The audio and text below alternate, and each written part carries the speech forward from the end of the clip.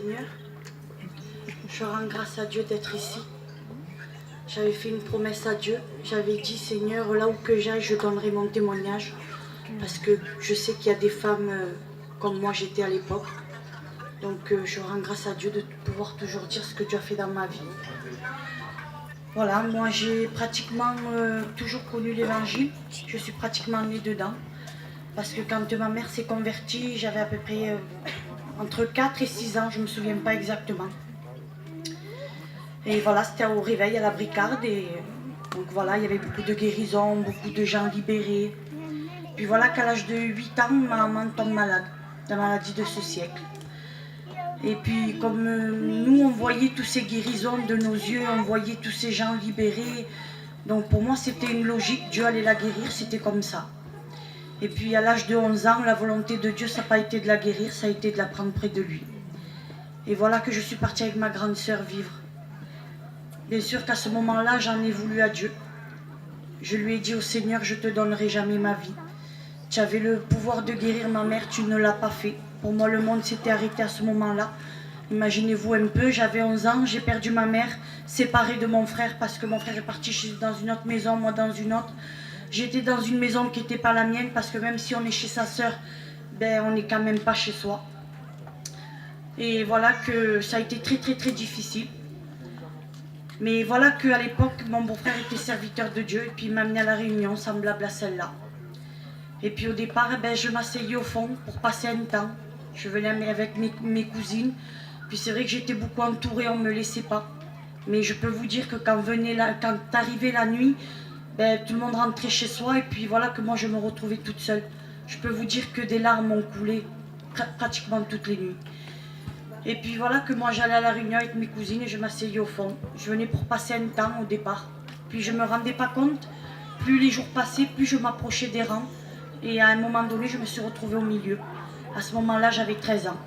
Il y avait une famille qui venait à l'église qui était passée aussi par un grave problème. Puis ils avaient une fille de mon âge. Et puis cette famille avait la paix de Dieu. Et moi, je ne comprenais pas. Et j'ai posé une seule question à Dieu. Du haut de mes 13 ans, ben, Dieu m'a répondu.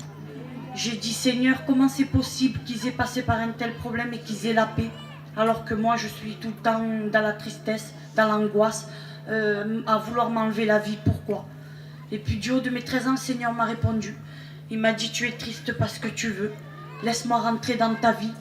Et moi, je vais te donner ma paix, pas celle que le monde donne, mais la mienne, celle qui dépasse tout entendement, elle dure jusqu'à la vie éternelle. Et du haut de mes 13 ans, j'ai compris l'amour de Dieu. J'ai compris que Jésus était venu pour sauver l'âme qui était le plus important. J'ai demandé pardon à Dieu du haut de mes 13 ans. Je me suis baptisée avec 14.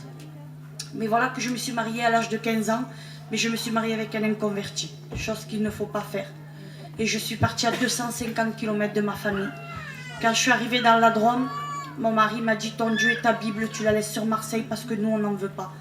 Je vous dis franc, au début, j'ai cru que ça allait passer un temps. J'ai dit, il va me laisser y aller.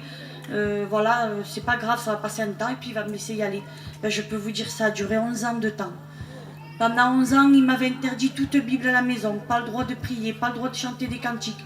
Je voyais rarement ma famille parce que ma famille était des chrétiens. C'était un garçon très gentil, tout ce qu'il avait été pour moi, mais l'évangile, il en avait horreur. Et puis moi je priais, 11 ans sans écouter la parole de Dieu, on ne peut plus s'appeler chrétienne, c'est pas vrai. Mais Dieu avait déposé quelque chose de bon dans mon cœur.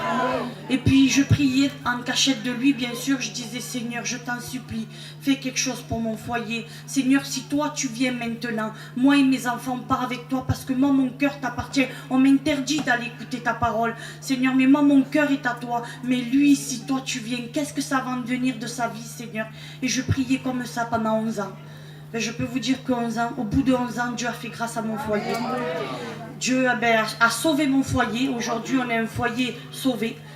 En premier lieu, c'est le plus merveilleux. Notre vie appartient à Dieu. Et puis en second, Dieu a appelé mon foyer pour le servir. Je remercie le Seigneur pour tout ce qu'il a fait, car parce que moi, je ne méritais rien. Et puis Dieu, moi je lui ai demandé qu'un petit peu, puis Dieu m'a donné par-dessus tout.